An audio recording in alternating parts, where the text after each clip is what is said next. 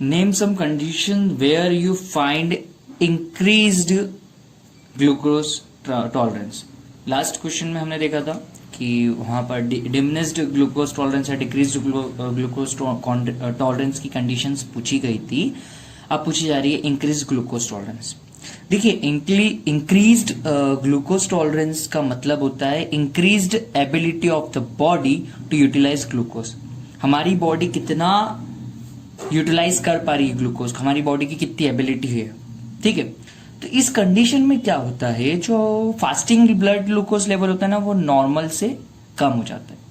समझ पा रहे हैं आप? और जो ब्लड का राइज होता है ना, ग्लूकोज ब्लड लेवल का राइज, वो भी 100 मिलीग्राम परसेंटेज से ज्यादा नहीं होता है। ठीक है, और कोई भी ग्लूकोज का मॉलिक्यूलर ग्लूकोज आपकी यूरिन में नहीं आएगा।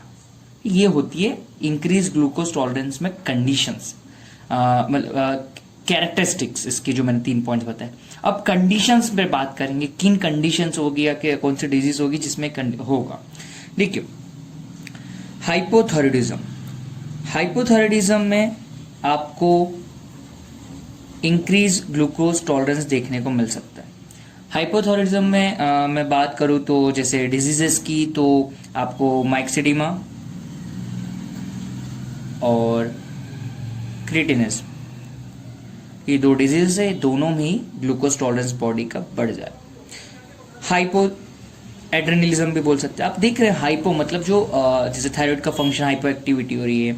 हाइपो एड्रेनलिज्म यानी कि आपका जो एड्रिनल ग्लैंड से उनकी भी फंक्शनिंग कम हो रही है। अब इसमें डिजीज अगर हम बात करें तो एडिसन्स डिजीज बोल सकते हैं। एग्जामिनर आपसे पूछेगा, वो पूछेगा इंक्रीज ग्लूकोज टॉलरेंस, आप बोलेंगे हाइपोथायराइडिज्म, हाइपो एड्रेनलिज्म। हाइपो एड्रेनलिज्म बोला तो वो पूछेगा डिजीज का नाम बताओ। तो प्लीज इसको याद रखिएगा। ओके, सो हाइपोपिट्यूटरिज्म भी बोल सकते हैं। एंटीरियर जो पिट्यूटरी है ना, उसकी हाइपो एक्टिविटी हो जाती है, हाइपोपिट्यूटरिज्म।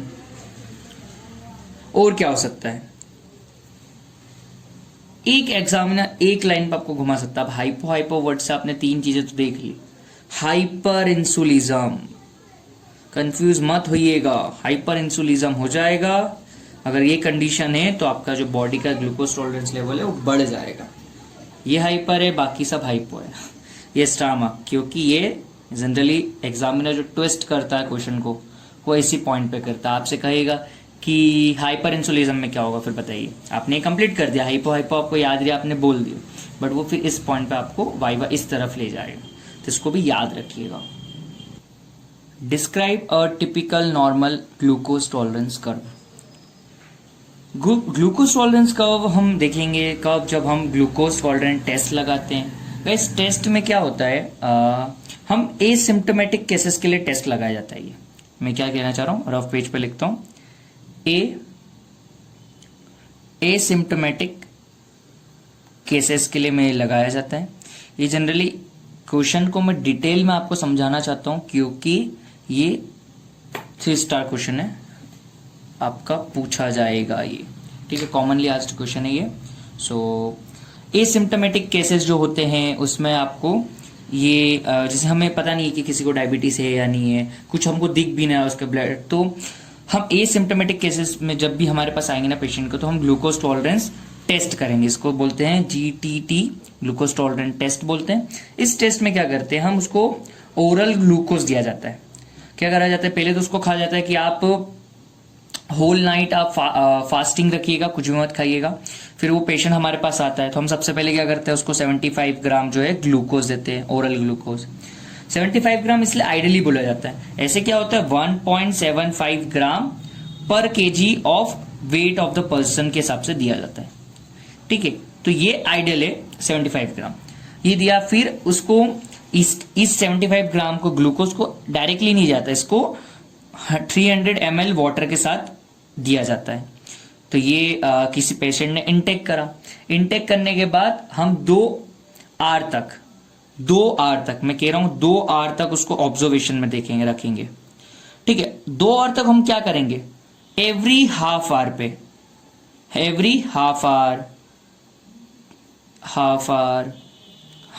ऐसे करते रहते। एवरी हाफ आवर पे हम उसका ब्लड और यूरिन दोनों ही कलेक्ट करेंगे, ब्लड एंड यूरिन दोनों ही चीजें कलेक्ट करेंगे, है ना। हर हाफ आवर पे हम कलेक्ट करेंगे, तो मतलब टोटल लगभग 4 बार तो कलेक्ट करना पड़ेगा अपन को। तो क्या होगा इससे हम पता करेंगे कि उसके ग्लूकोज कंटेंट कितना है, ब्लड जैसे ब्लड ग्लूकोज कंटेंट कितना है, यूरिन में ग्लाइकोसूरिया कंडीशन तो नहीं है, यूरिन में तो ग्लूकोज बाहर नहीं आ रहा, ये चीज हम इससे एस्टिमेट करेंगे। ठीक है, ये हो गई बात ग्लूकोज टॉलरेंस टेस्ट की। अब क्या होगा, अब जैसे एबनॉर्मल कंडीशंस भी होती है। अब जैसे किसी को पता चल गया अपन को कि एबनॉर्मल ग्लूकोज टॉलरेंस है, अब किसी का क्या होगा, एबनॉर्मल में भी 2 कंडीशंस आ जाएगी। एबनॉर्मल में भी ये देखिए, एबनॉर्मल में भी उसको 2 कंडीशंस आ जाएगी। एक में क्या होगा, इंक्रीज्ड ग्लूकोज टॉलरेंस टेस्ट, एक में हो जाएगा उसका डिक्रीज। इसको फटाफट मैं रफ में कर रहा हूं गाइस, है ना। डिक्रीज बोल सकते हैं या डिमिनिस्ड बोल सकते हैं इसको, है ना। डिमिनिस्ड वर्ड यूज कराया था, डिमिनिस्ड डिक्रीज एक ही बात है, डिमिनिस्ड ग्लूकोज टॉलरेंसेस। तो क्या होगा, ये 2 कंडीशंस ये हमने डिस्कस कर लिए, इंक्रीज ग्लूकोज टॉलरेंसेस क्या होगा, डिक्रीज डिमिनिस्ड में क्या होगा। सो ये एबनॉर्मल में हो गया। और उसका नॉर्मल होता है, मतलब जो ग्लूकोज टॉलरेंट टेस्ट हुआ, अब हमने नॉर्मली दिखा, तो हम इन दोनों चीजों को, नॉर्मल और एबनॉर्मल को हम ग्राफ पे दिखा सकते हैं। एक ग्राफ बना के उस पर हम शो कर सकते हैं। ठीक है, मैं आपको ग्राफ बता रहा हूँ। इस ग्राफ में आप देख रहे हैं वाई एक्सिस पे ब्लड ग्लूकोज मिलीग्राम पर डेसीलीटर में दिया है, और एक्स एक्सिस पे आपको आवर्स दिया है, टाइमिंग। ठीक है, देखिए 0 पे फास्टिंग स्टेट, यानी कि आपके पास कोई पेशेंट आया है, अब आपने दे दिया उसको 75 ग्राम ग्लूकोज। अब देखिए कर्व, देखिए मैं ग्रीन वाले की बात करना चाह रहा हूं सबसे पहले, नॉर्मल कर्व। देखिए जब हमने उसको ग्लूकोज दिया था, देखो फास्टिंग स्टेट है ना, तो उसका 80 मिलीग्राम लगभग है, 80 मिलीग्राम पर डेसीलीटर। देखिए 100 से नीचे है ना थोड़ा, और 50 से ऊपर है, बहुत ज्यादा ऊपर है 50 से। देखिए तो 80 मिलीग्राम पर डेसीलीटर बोलते हैं, लगभग 80 to 100 होता है, ये नॉर्मल होता है। ठीक है, हमने उसको ब्लड ग्लूकोज दिया, ओरल ग्लूकोज दिया, सॉरी ओरल ग्लूकोज दिया 75 ग्राम। फिर देखिए उसका जो है ना ग्लूकोज, अगर नॉर्मल है कंडीशन, उसमें कुछ भी नहीं है, तो नॉर्मली उसका जो ब्लड ग्लूकोज लेवल बढ़ेगा। और देखिए वो बढ़कर कहां तक जाएगा, 120 से लेके 140 तक। देख रहे हैं आप, और ग्रीन वाला डॉट देखिए 140 तक गया है। अब ये जो है फिर क्या होगा, अब देखो 140 पे कब गया है, जब 1 आवर पे देखा, फिर 1 आवर के बाद धीरे धीरे ये डिक्रीज होगा, और जो 2 आवर होगा ना, सेकेंड आवर पे आके ये नॉर्मल हो जाएगा। वही जो फास्टिंग जैसे वो घर से आया था ना, वैसे की वैसी हो जाएगा ब्लड ग्लूकोज लेवल। देखो 80 to 100 सेम हो जाएगा। पर जो डिमिनिस्ड कंडीशन होती है और जो इंक्रीज कंडीशन होती है उसमें अलग होता है। ठीक है ना, आप देख रहे डिमिनिस्ड कंडीशन, रीनल थ्रेशोल्ड 180 मैंने आपको बताया था, उसके ऊपर वो चले जाएगा ब्लड ग्लूकोज लेवल। फिर देखिए फास्टिंग लेवल जो इसका 150 के नीचे 140 कुछ था, वहां पर भी नहीं आया वो। और इंक्रीज वाली कंडीशन देखिए ब्लू कलर, ये हाइपो एक्टिविटी है। ठीक है, तो मेनली ग्राफ इसलिए बताया आपको मैंने कि एग्जामिनर ग्राफ्स भी रख देते प्रैक्टिकल वाइवा में कि बताइए ये ग्राफ क्या शो कर रहे हैं। ठीक है, चलिए हम तो अब वापस आ जाते हैं हमारे क्वेश्चन पे। डिस्क्राइब टिपिकल नॉर्मल की बात करें ना, नॉर्मल ग्लूकोज टॉलरेंस टेस्ट। ठीक है, सो नॉर्मल ग्लूकोज टॉलरेंस टेस्ट में अभी क्या क्या देखा है ना अपन ने, वही हम लिखेंगे यहाँ पॉइंट्स। हम सबसे पहले लिखेंगे कि जो उसका फास्टिंग ग्लूकोज लेवल था वो कितना आया था, फास्टिंग ग्लूकोज लेवल, मतलब वो जो घर से बिना खा करके कुछ आया था, मतलब रात भर भूखा था, आपके पास सुबह आया पेशेंट टेस्ट करवाने के लिए, फिर आप उसको 75 ग्राम ओरल ग्लूकोज देते हैं। बट उसका किस लेवल में था फास्टिंग, हमको पहले वो भी देखना होगा। ओरल ग्लूकोज देने के पहले किसका फास्टिंग ग्लूकोज लेवल कितना है, तो वो हम जब देखेंगे, वो अगर हमारा 80 to 100 के बीच में आता है, क्या कहा मैंने, अगर वो 80 to 100, कई जगह 60, बट नॉर्मल इसी है। मतलब कहने का मतलब जो है 100 जो मिलीग्राम है ना, 100 मिलीग्राम % से ज्यादा नहीं होना चाहिए, ये हो गया। फिर क्या होगा, हमने उसको ओरल ग्लूकोज दे दिया। अब ओरल ग्लूकोज देने के बाद क्या देखा था हमने, एक हाईएस्ट पीक आई थी, मतलब उसका ग्लूकोज लेवल बढ़ गया था। तो हाईएस्ट पीक कब आई थी, मतलब यानी कि ब्लड ग्लूकोज लेवल जो है, जो ब्लड ग्लूकोज लेवल है जो उसका बढ़ गया था। ठीक है, तो ये कहां पर मिली थी हमें, 1 आवर पर। याद है आपको, मैंने 1 आवर पर भी डायग्राम में दिखाया था इमेज में। ठीक है, फिर क्या होगा, तो उसकी जो हाईएस्ट वैल्यू है, क्या वो 180 से ज्यादा गई थी, क्या नहीं गई थी। तो highest value does not, colour change करता हूं क्योंकि बहुत इंपॉर्टेंट पॉइंट है ये, does not exceed the renal threshold. जो रीनल थ्रेशोल्ड लेवल है ना, शॉर्ट में लिखा RT, renal threshold level 180 to 180 milligram पर %, ये नहीं जाएगा, does not exceed the renal threshold जो कि 170 to 180 होता है। तो फिर कहाँ रहता है ये, देखिए ये 140 के अबव नहीं जाता है, ठीक है। तो जो हाईएस्ट पीक होती है ना ये आपकी, ये 1 आवर पे ये 140 मिलीग्राम परसेंटेज पे आती है आपको, ठीक है, ये याद रखिएगा।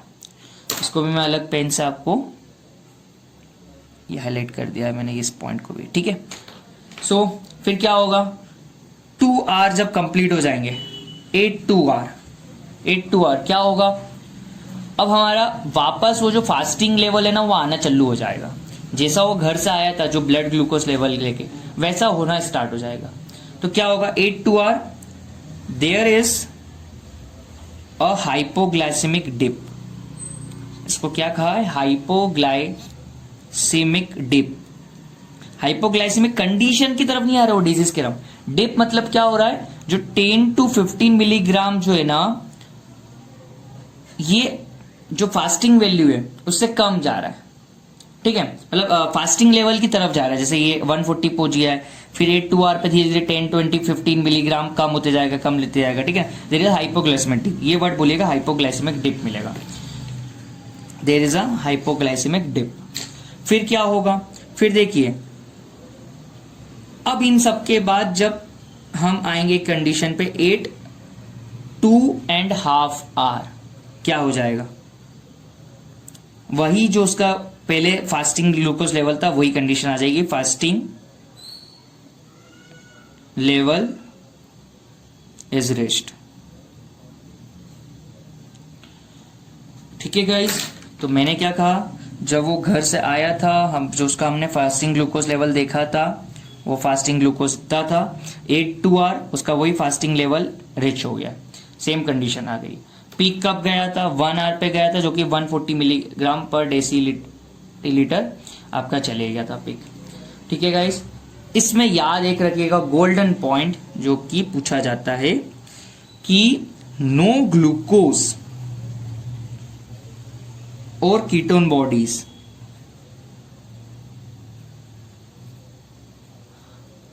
are defected in urine। कोई भी आपको ग्लूकोज और कीटोन बॉडीज नहीं दिखेगी, डिटेक्टेड है, सॉरी मैंने डिफेक्टेड लिख दिया, डिटेक्टेड है, कोई भी आप डिटेक्ट नहीं कर पाओगे, ग्लूकोज और कीटोन बॉडीज को डिटेक्ट नहीं कर पाओगे। गाइस कई बार क्या होता है, फोन में आपको देखना पड़ता है रिकॉर्डिंग के टाइम पे, तो कई बार मिस्टेक हो जाती है, मैं उधर देखना होता है कि कैसे रिकॉर्ड हो रहा है ये सब। ओके चलिए हम नेक्स्ट क्वेश्चन की तरफ चलते हैं। आप ये पॉइंट्स को याद रखिएगा, फास्टिंग ग्लूकोज लेवल कितना था, हाईएस्ट पिक कब जाएगा, हाईएस्ट वैल्यू उसकी 170 180 तक जाती ही नहीं है, रीनल थ्रेशोल्ड है ना वो जाएगा ही नहीं।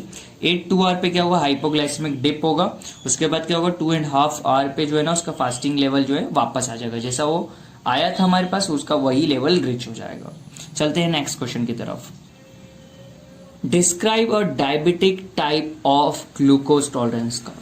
गाइस याद है आपको लास्ट वाले डायग्राम में मैंने आपको डायबिटिक का कर्व दिखाया था, कौन से कलर का था, रेड कलर का था। देखिए ये इमेज आप देख रहे हैं, इसमें आपको रेड कलर का जो दिख रहा है ए diminished glucose tolerance का occurs in a diabetes mellitus and endocrine hyperactivity वाला। चलो इसको डिस्कस करते हैं, इसी के बेसिस पे फिर हम पॉइंट्स भी लिखेंगे। देखिए इसका जो नॉर्मल फास्टिंग लेवल है, देखिए मैंने कहा था ना जब वो हमारे पास घर से आएगा पेशेंट, फास्टिंग लेवल होगा उसका, मतलब फास्टिंग ग्लूकोज लेवल होगा, तो देखिए कहाँ जा रहा है वो 150 से नीचे और 110 से लगभग अबाव है। तो हम इसको एक कह सकते हैं कि इसका जो फास्टिंग ब्लड ग्लूकोज लेवल होगा, इसमें ग्राफ में तो हमको जनरली दिख रहा है 140 राउंड है, बट हम ये कहेंगे कि इसका जो फास्टिंग ब्लड ग्लूकोज लेवल जो रहेगा ना, इसका 110 से अबाव ही रहेगा, ठीक है। नॉर्मली कितना रहना चाहिए, 80 to 100, तो हम क्या कह रहे हैं इसका 110 से भी ज्यादा होगा, ठीक है। चलो हमने इसको ओरल ग्लूकोज दिया, आगे चलते हैं हम इसको अब ट्रैक करते हैं, ठीक है। अब क्या होगा, 1 आवर पे हमारे जो दूसरे टेस्ट हमने लगाए थे नॉर्मल और जो इंक्रीज ग्लूकोज वाला, उसमें हमें पिक मिल गया था, देखिए ग्रीन वाला और ब्लू वाला। बट ये जो रेड वाला है, ये आपका डायबिटीज वाला जो ग्राफ की बात कर रहा हूं मैं, इसमें जो पिक है हाईएस्ट वो 1 आवर के बाद ही मिलता है। देखिए 1.5 आवर पे आपको एक पिक मिल रहा है, ठीक है। अब क्या हो रहा है इसमें, ये जो इसकी हाईएस्ट वैल्यू है ना, ये रीनल थ्रेशोल्ड वैल्यू को ऊपर, उसके ऊपर एक्सीड कर रही है। क्या होता है, रीनल थ्रेशोल्ड लेवल होता है 180 मिलीग्राम पर डेसीलीटर का। तो अगर 180 मिलीग्राम पर डेसीलीटर के ऊपर अगर ग्लूकोज जा रहा है ब्लड में, तो वो यूरिन में एक्सक्रीट होना स्टार्ट हो जाएगा। तो इस कंडीशन में यही होगा, 180 के अबव गया, वो यूरिन में स्टार्ट हो जाएगा एक्सक्रीट होना। अब जब एक्सक्रीट हो रहा है तो मतलब कम हो रहा है ब्लड ग्लूकोज लेवल, तो हम सोचेंगे कि ये फास्टिंग लेवल तक आ जाना चाहिए, बट ऐसा नहीं होता है। आफ्टर 2.5 आवर, देखिए आप 2 आवर का पे भी ग्राफ को देख सकते हैं, 2.5 आवर पे भी देख सकते हैं, जहां से ग्राफ जिस पॉइंट से स्टार्ट था, देख रहे हैं 150 के नीचे 140 तक, उस सेम लेवल पे नहीं आ रहा है। मतलब जो उसका फास्टिंग लेवल जैसे वो आया था उस लेवल तक नहीं आ रहा है, अभी भी इंक्रीज्ड है वो। मतलब उसका जो ब्लड ग्लूकोज लेवल है वही का वही इंक्रीज्ड है, वो कम नहीं हुआ है। तो हाई मतलब धीरे धीरे डिप तो आ रहा है, कम होते जा रहा है, बट इतना कम नहीं हुआ कि जो फास्टिंग लेवल आना चाहिए पहले जैसा आफ्टर 2.5 आवर पे नहीं आ रहा है। तो हम क्या कह सकते हैं, remains much higher than the fasting value. ठीक है, ये कंडीशन किस में होती है हम देख के पहचान सकते हैं, डायबिटीज मेलाइटस का पेशेंट है। अब क्या हो रहा है, इसके यूरिन सैंपल में तो ग्लूकोज आ रहा है, मैंने आपको बता दिया ग्लाइकोसीरिया हो गया। अब एक डाउट होता है, एग्जामिनर पूछता है कि इसमें कीटोन बॉडीज आ सकते कि नहीं आ सकते। तो मैंने अभी इसके पहले क्वेश्चन बताया था आपको कि how to differentiate between diabetic patient and the starving patient. मतलब कोई रात भर से भूखा है और डायबिटिक पेशेंट, मतलब रात भर से भूखा है या कैसे, तो मतलब स्टार्विंग जिसने मतलब खाना नहीं खाया। ठीक है, तो कहने का मतलब स्टार्विंग में मतलब हाँ आपने खाना नहीं खाया। रात का वर्ड इसलिए निकला क्योंकि जनरली हम टेस्ट लगाते हैं ना ग्लूकोज टॉलरेंसेस में, तो ये कहा जाता है कि ओवरनाइट आप कुछ भी मत खाइएगा। तो एक क्लिक वही होता है कि स्टार्विंग कंडीशन यानी कि रात को, वैसा नहीं है 24 आवर में आपने कभी भी खाना नहीं खाया तो स्टार्विंग कंडीशन है। ठीक है, चलिए आगे बढ़ते हैं। स्टार्विंग कंडीशन और डायबिटीज मेलाइटस में डिफरेंशिएट कैसे करेंगे, तो मैंने कहा था कि यूरिन देख के पहचान सकते हैं। तो यूरिन टेस्ट लगाते हैं ना डायबिटीज मेलाइटस का, तो उसमें आपको ग्लूकोज में मिलता है और कीटोन बॉडीज में मिलते हैं कई बार। और जो आपका स्टार्विंग कंडीशन का, तो उसमें सिर्फ कीटोन बॉडीज मिल रहे थे। मैं आपको दिखा देता हूँ क्वेश्चन जो मैंने बताया था। देखिए मैं इस क्वेश्चन की बात कर रहा हूँ। इसमें हमने देखा था ना यूरिन में ग्लूकोज और कीटोन बॉडीज पे आ रहे हैं और स्टार्विंग पेशेंट में सिर्फ कीटोन बॉडीज आ रहे हैं। अब मैं इस क्वेश्चन में आपसे बताने जा रहा हूँ कि एग्जामिनर आपको कंफ्यूज करेगा, वो बोलेगा कीटोन बॉडीज आएंगे या नहीं आएंगे। तो आप ये कहिएगा, कंफर्म मत कहिएगा, आप कहिएगा कि यूरिन में और may not contain ketone bodies depending on the type of diabetes mellitus and it's severity. ठीक है, मे और मे नॉट की कंडीशन है। ठीक है, चलो मैंने आपको 5 पॉइंट्स बता दिए जो उसके रिलेटेड आपको बताना है। अब हम लिख भी लेते हैं उसे। स्टार्ट करते हैं सबसे पहले fasting blood glucose. Fasting blood glucose level, fasting blood glucose level उसका डेफिनेटली राइज होगा, और वो कितना होगा, 110 मिलीग्राम पर डेसी लीटर या परसेंटेज बोल सकते हैं। तो इसका जो ट्रू ग्लूकोज लेवल होगा वो 110 से ज्यादा होगा। रेड में लिखा है, डेंजरस कंडीशन है, समझिएगा। हाईएस्ट पिक कब आएगा, हाईएस्ट पिक आपका आएगा किस टाइम के बीच में आएगा, 1 आवर टू 1.5 आवर, ये भी जनरली पूछा जाता है। फिर हमने देखा था कि जो उसका हाईएस्ट वैल्यू है ना, वो कहां एक्सीड कर रही है, highest value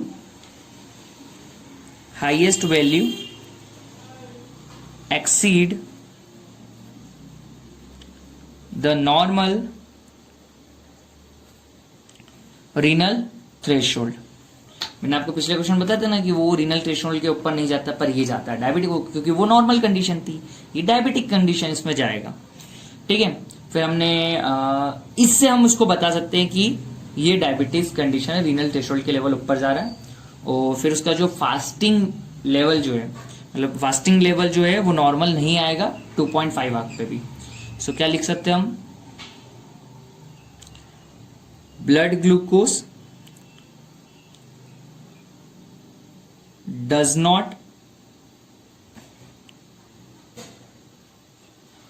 not return to the fasting level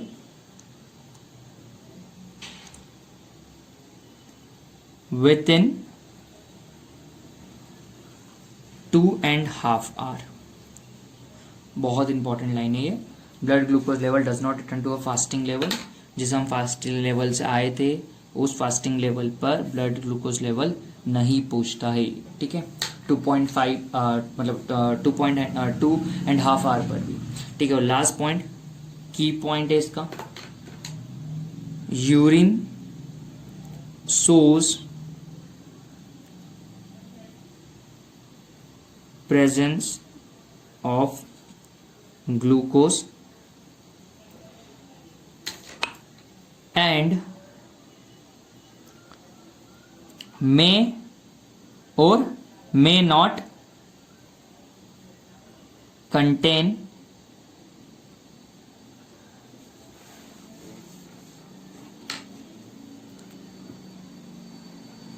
ketone bodies. समझिएगा गाइस, कीटोन बॉडीज हो भी सकती है और नहीं भी हो सकती है। चलते हैं हम नेक्स्ट क्वेश्चन की तरफ। आखिरी में वापस एक बार देख लीजिए, फास्टिंग ब्लड ग्लूकोज इसका 110 के ऊपर चले जाएगा, हाईएस्ट पीक 1 आवर से 1.5 आवर पे आएगा। हाईएस्ट वैल्यू जो रीनल थ्रेशोल्ड को एक्सीड नहीं करेगी, ब्लड ग्लूकोज रिटर्न नहीं आएगा फास्टिंग लेवल पे बिटवीन 2.5 आवर, और urine show presence of a glucose and may not contain ketone bodies. Guys, explain Cori's disease आपका नेक्स्ट क्वेश्चन है। कोरीज साइकिल आपने देखी थी जिसमें कि लैक्टिक एसिड बन जाता है, फिर वो लीवर तक जाता है। मैं वो उस साइकिल की बात नहीं कर रहा हूँ, डिजीज की बात कर रहे हैं, कोरीज डिजीज। इसमें क्या होता है, कोरीज डिजीज में आपकी डिफिशिएंसी हो जाती है। डिफिशिएंसी हो जाती है किस चीज की? डिफिशिएंसी होती है एंजाइम की। किस एंजाइम की? Deficiency of glycogen D branching enzyme. So glycogen D branching enzyme होता है, उसकी डिफिशिएंसी हो जाती है, जिसको हम कोरीज डिजीज बोलते हैं। कोरीज साइकिल अलग होती है, उससे लिंक मत करिएगा। चलते हैं नेक्स्ट क्वेश्चन की तरफ। What is primary lactose intolerance? What is primary lactose intolerance? Guys, इसमें बेसिकली ये हेरिडेटरी डिजीज है। हेरिडेटरी डिजीज है, हेरिडेटरी इसमें होता है hereditary deficiency of lactase. Lactase milk sugar digesting enzyme होता है, डाइजेस्ट मिल्क शुगर। सो ये जिन भी पर्सन में हेरिडेटरी डिफरेंसी होती है लैक्टेज की, वो लैक्टोज इंटॉलरेंस हो जाते हैं, यानी कि वो लैक्टोज को डाइजेस्ट नहीं कर पाते। सो फिर हमें क्या सिम्टम्स मिलेंगे? देखिए, अगर उन्हें मिल्क पिया और अब उनके अंदर लैक्टेज तो है ही नहीं, तो वो डाइजेस्ट नहीं हो पाएगा। तो इस कंडीशन को लैक्टोज इंटॉलरेंस बोल के अब हमें सिम्टम्स देखना है कि हमें उनमें सिम्टम्स में मिलेंगे। तो देखिए, कॉमन सिम्टम्स में लिख रहा हूं, कॉमन सिम्टम्स आपको मिलेंगे वॉमिटिंग, क्योंकि डाइजेशन हो नहीं रहा है इसका, तो वॉमिट हो जाएगा। ब्लॉटिंग, आपको नहीं तो मसल क्रैम्प्स मिल सकते हैं, और वाटर डायरिया,